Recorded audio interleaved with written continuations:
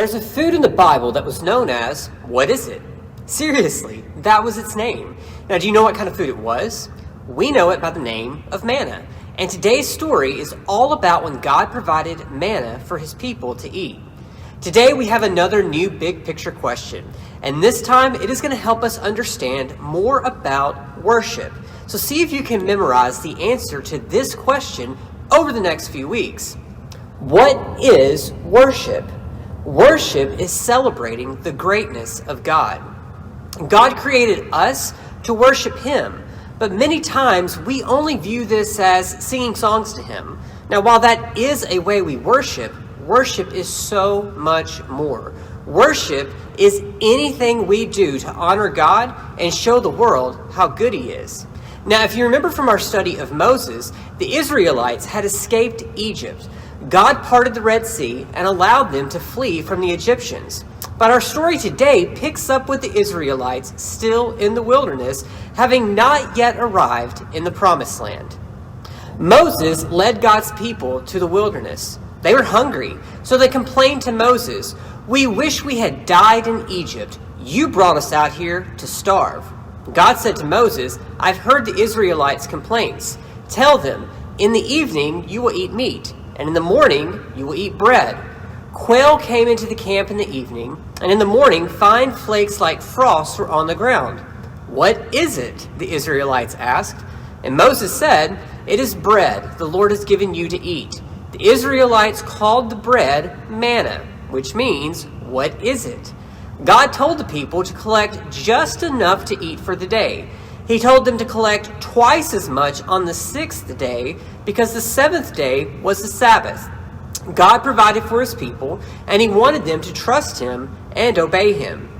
The Israelites ate manna for 40 years. But later, the Israelites came to a camp with no water. "Give us something to drink," they told Moses. "Why are you complaining to me?" Moses asked. The Israelites had forgotten that God had a plan for them. "You brought us out here to die," they said again. God showed Moses a rock and instructed him to hit it with a staff. Water came out of it, and the people drank. While they were traveling through the wilderness, the Israelites became hungry and thirsty, which led them to complaining to God about their circumstances.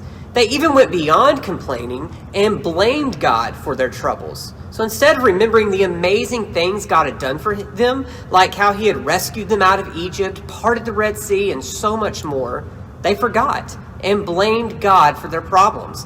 They questioned if God really loved them. Even though they deserved to be punished, God never abandoned or destroyed his people. Instead, God met their needs. He gave them quail and manna to eat. He gave them just enough food for each day. In fact, he told them not to gather extra food, but only enough for that day, and trust that he would give them more food the next day. This was an opportunity for the Israelites to worship God by showing him how much they trusted him. They could celebrate God's greatness every time they gathered more food, trusting that God would continue to provide more food each day. Like the Israelites, we are quick to forget the great things God has done for us. It is easy for us to get so upset with the bad things that are happening in our lives that we do not remember what God has done. But like he did for Israel, God always provides exactly what we need each day. We can trust that he always will. And why is that? Because we have seen the greatest way he has provided for us.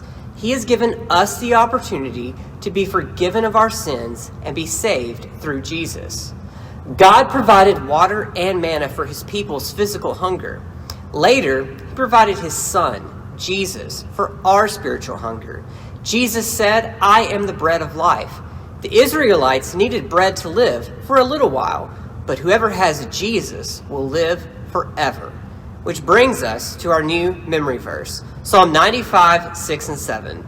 It says, "Come, let us worship and bow down. Let us kneel before the Lord our Maker, for he is our God, and we are the people of his pasture, the sheep under his care."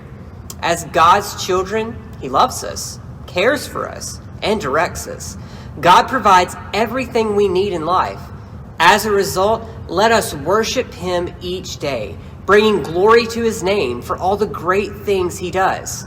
Next week, we will take a look at one of the most famous stories from the life of Moses, when God gave the Israelites the Ten Commandments.